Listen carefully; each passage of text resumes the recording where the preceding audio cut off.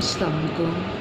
آج ہم لوگ 8 کلاس نیکسٹ یونٹ پڑھیں گے حضرت عمر بن عبدالعزیز۔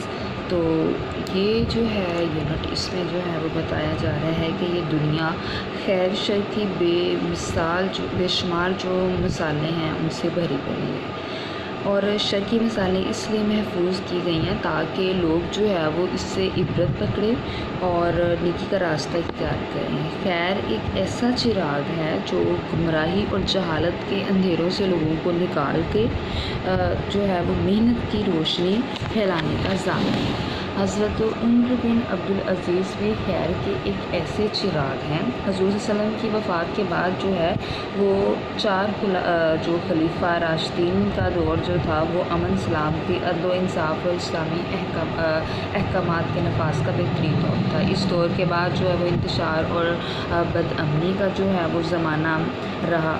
پھر ایسا متقی اور انسان جو ہے وہ خلیفہ راشد کے طور پر میسر آیا جس نے خلافت جو راشدہ دور کی جو ہے وہ یاد تازہ کر دی۔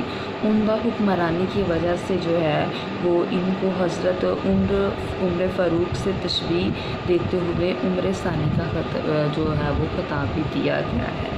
یہ ہستی تاریخ اسلام میں عمر بن عبدالعزیز کے نام سے جانی جاتی ہے۔ اس کے بعد ان کی ڈیٹ آف برتھ کے بارے میں بتایا گیا ہے کہ حضرت عمر بن عبدالعزیز 681 بمطابق 61 ہجری میں بنو امیہ کے شاہی خاندان میں پیدا ہوئے۔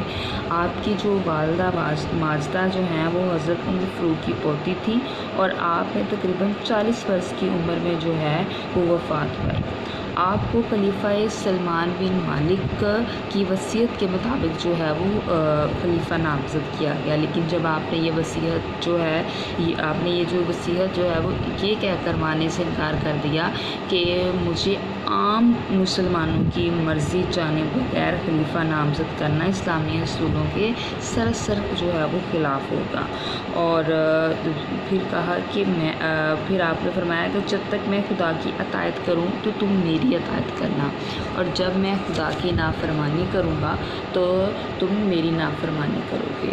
تو تم خلیفہ منتخب ہونے سے قبل آپ بھی بنو امیہ کے جو ہے وہ بنو امیہ کے دوسرے لوگوں کی طرح جو ہے، جو دوسرے شاہی خاندانوں کی طرح جو ہے وہ نہایت بے فکری کی زندگی بسر کیا کرتے تھے، لیکن جب آپ جو ہے وہ خلیفہ نامزد ہوئے تو